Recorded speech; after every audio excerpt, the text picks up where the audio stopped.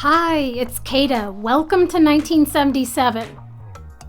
Although there's pretty much zero about my normal style that says late 70s. So I tried to add a few things like this scarf. I know, it reads more 60s, like mid to late 60s. These earrings, which were my grandmother's, so they're clip-ons. But again, I think they're more 60s as well. I don't know. We'll go with it. Maybe the bracelet. Maybe the butterfly ring. That's all I can do because this does not go with disco. Yeah, I grew up a punk rock kid, so this is what that turns into later in life. But that's okay because I am disco in spirit today, right? Especially when welcoming the 1977 Barbie Townhouse. I have such fond memories of this playset. It is 3.5 feet tall. So I had to haul it from downstairs where I keep my playsets and carry it very precariously and dangerously up basement stairs that have like a turn in them to try to set this up here today. But I got it without it completely falling apart. So I thought it would be super fun to talk about like my history with it, to talk about the different backgrounds that were available over the years, and then maybe to do some decorating. Maybe even with some Barbies of the era. So when I was a kid in the late 70s, early 80s, I wanted the Barbie Townhouse so bad. Instead, I ended up getting the Barbie camper van, the RV, the Star Traveler, which I absolutely love. But that was more, like outdoor adventure for Barbie, not the awesome cosmopolitan city living townhouse. But my friend Leisha had this very townhouse and she lived in the neighborhood. So I'd bring my Barbies over and they would get to live a life of luxury with the elevator that went between the floors. And then I'd go home and they'd get back in their camper van. It wasn't until 30 plus years later when I started collecting as an adult that I finally got the 1977 Barbie Townhouse. I found it on eBay, and it took a while for me to actually get this. It was during COVID, and I'd actually bought one on eBay, but then weeks later, the seller said, "Oh, sorry, we underestimated shipping, so we canceled the order." Great, thanks. That actually happened to me with the camper van. Yes, of course, I reacquired the camper van, 30 years later, because I needed that nostalgia as well. But the same thing. It was like, oh yeah, sorry, shipping's going to be too much. Cancel your order. And then with the camper van, I actually ended up with two because I doubted that the first one that I bought was ever going to come. So I ended up finding another one at a really good price that actually did show up. And then the other one showed up like a couple of days later. So I ended up with two camper vans. I was able to sell one of them locally. So that ended up working out. And when that same thing happened with the townhouse, I was super wary about buying anything large on eBay. And so when I finally found this one at a really good price, I was just hounding the seller like, are you going to ship it? Are you really going to ship it? You're really, really, really going to ship it? And they did.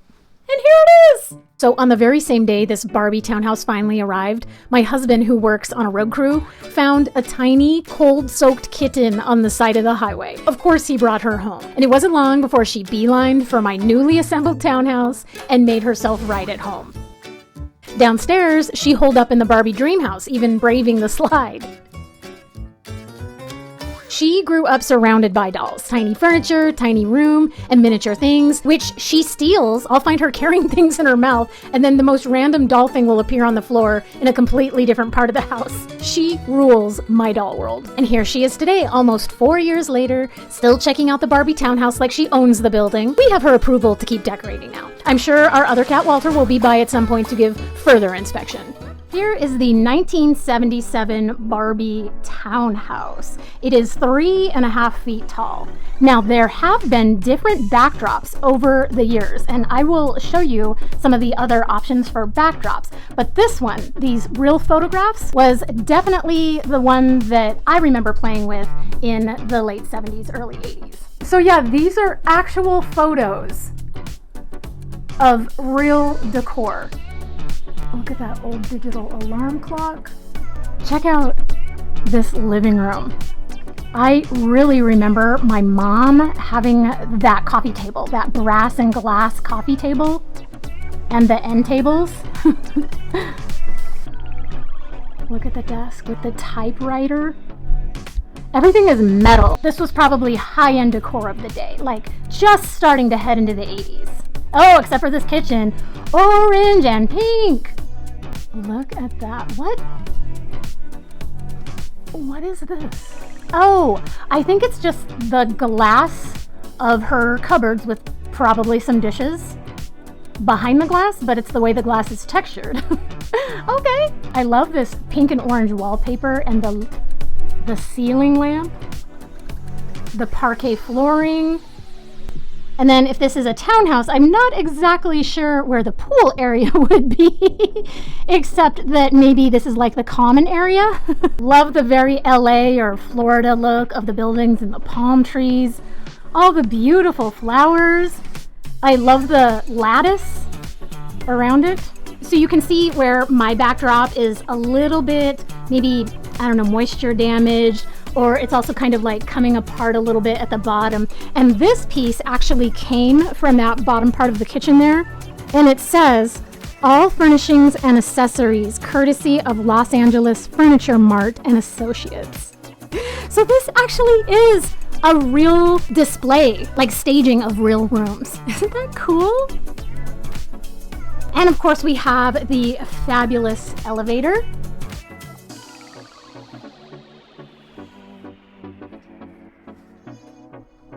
Okay, let me show you some examples of the others that you might be familiar with, and then we'll go ahead and start decorating. There are actually different backgrounds with each era of the Barbie townhouse. Some of you even mentioned in my YouTube post the other day that you had this same townhouse structure, but with a different backdrop.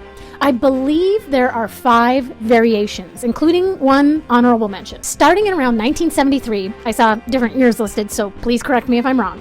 The backdrop was very colorful and illustrated, almost like a cartoon. It's also the only year with orange columns instead of white. Then in, I think, 1974 or 75, another illustrated backdrop. I couldn't find very many pictures of this one, but check out that downstairs hot tub. The townhouse got sophisticated in 1977, the year of my townhouse, when the backdrops started using actual photographs of a real set with real furnishings. Still colorful, but now very modern.